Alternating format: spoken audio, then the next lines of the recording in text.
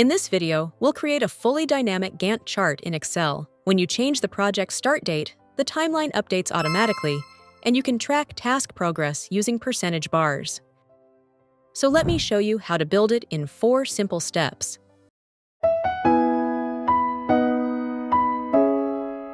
Step 1. Chart formatting.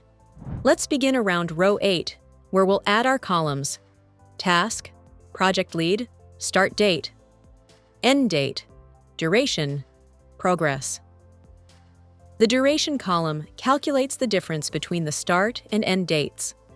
Under the task column, we'll add different tasks and divide them into 3 stages: planning, execution, review. Next, we'll add the project leads, the people responsible for each task. Now we'll enter rough start and end dates for each task. To calculate duration, the simple method is end date minus start date. When dragging the formula down, we may see zeros for empty rows. To fix this, we add a condition. If there's no start date, the cell stays empty using 2 quotation marks. Close the parenthesis and press Enter. Show blank. Otherwise, calculate the duration.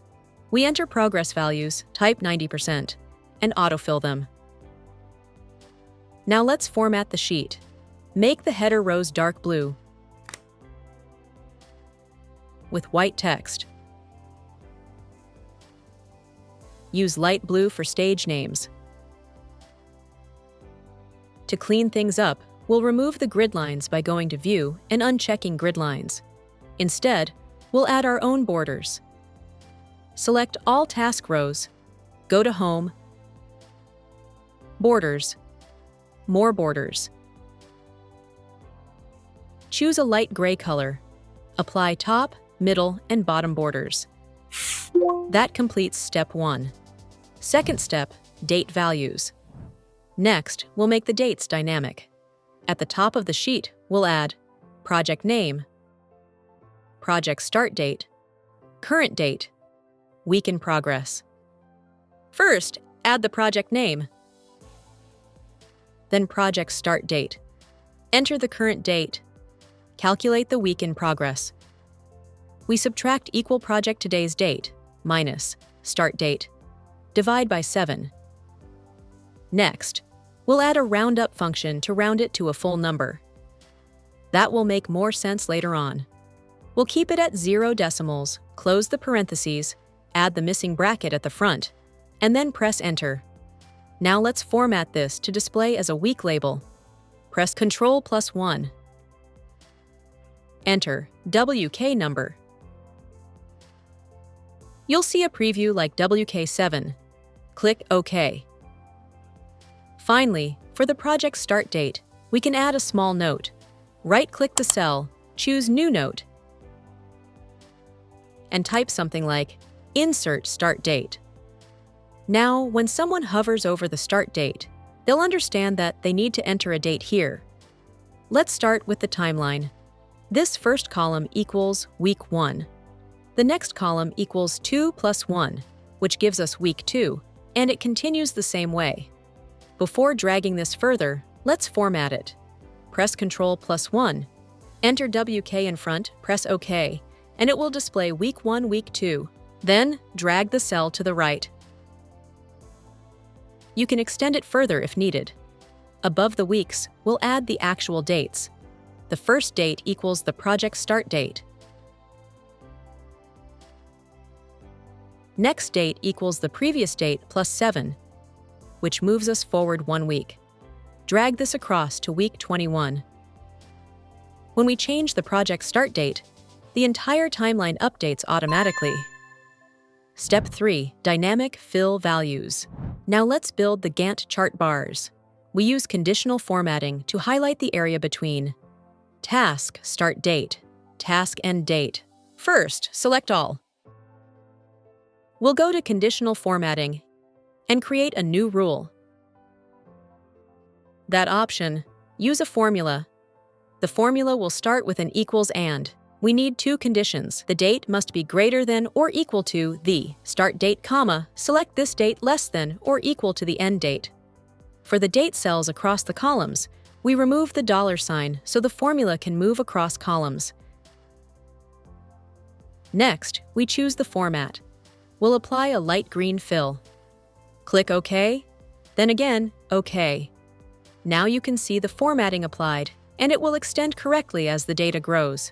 When we change or shorten the dates, for example, switching to the month of January, you can see that everything updates automatically. That means it's working correctly. The idea is to add a dark green bar on top of the light green bar. Let's work on this section first. We'll change the coloring here to use a data bar. Go to Conditional Formatting, select Data Bars. Choose a red color. Now, you may notice something strange. Even if two cells both show 50, the bars might look different. That's because Excel is scaling them relative to each other. Select the entire range. Go to Conditional Formatting, Manage Rules. Edit the data bar rule.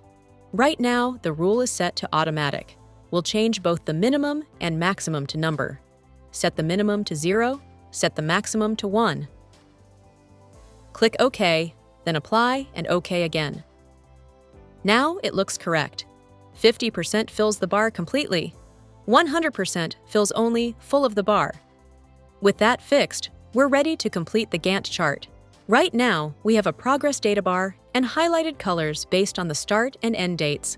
However, this does not yet show how much of the task is actually completed.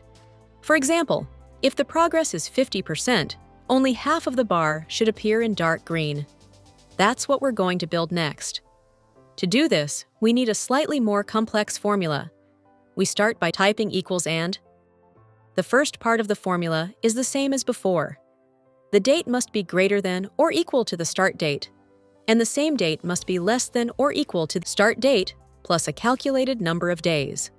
We take the total duration and multiply it by the progress percentage. To make the formula easier to read, we add parentheses, then close them properly. Next, we fix the cell references using $signs. For the date row, we lock the row only, so the formula can move across columns. For the start date, duration, and progress cells, we lock the column only, so the formula moves down rows but stays in the correct column. After pressing Enter, the formula returns true. When we drag it across, at 50% progress, the formula switches to false halfway through, which is correct. At 100%, all cells return true. At 0%, we notice a problem. It still shows true, even though the task hasn't started. To fix this, we add -1 at the very end of the calculation. This ensures that 0% progress returns false. We test again. 100%, all true. 50%, half true. Everything now works correctly. Now that the formula is ready, we copy it. Next, select the entire Gantt chart area.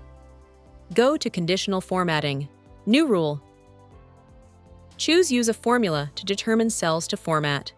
Paste the formula, select Format, choose dark green fill, click OK, then OK again. Now the chart clearly shows light green for the full date range, dark green for the completed portion based on progress. Now let's delete all the true and false values, since we don't need to see them anymore. When we change the progress to 25%, 50%, or all the way to 100%, you can see the chart update dynamically. Right now, it's a bit hard to read because there are no grid lines, so let's add some. Select the entire chart area, all the way to the end. Go to Borders, More Borders. Choose the same light gray color we used earlier. Apply borders to both the outline and inside. Click OK. Now it's much easier to see which week we're in. Next, Final Edits. In this final stage, we have two main tasks. Make scrolling easier. To keep important rows and columns visible while scrolling, scroll to the top. Select a cell around H9. Go to View. Freeze panes. Now we can scroll left, right, up, and down, while keeping the headers visible. This becomes even more useful if you add more tasks. Highlight the current week. It's also helpful to clearly see which week is currently active. Select the entire chart area. Go to Home, Conditional Formatting, New Rule. Create a simple rule where the week number equals the current week we calculated earlier, equals 7 week. Make the reference dynamic by removing the $sign from the column. For formatting, add a bright red border on both sides. Click OK, then OK again. Now you can clearly see that we're currently in week 7, which is highlighted. That's it! Your dynamic Excel Gantt chart is ready. You can update dates, progress, or add tasks, and everything adjusts automatically. Thank you for watching. Please like, share, and subscribe to our channel for more tutorials.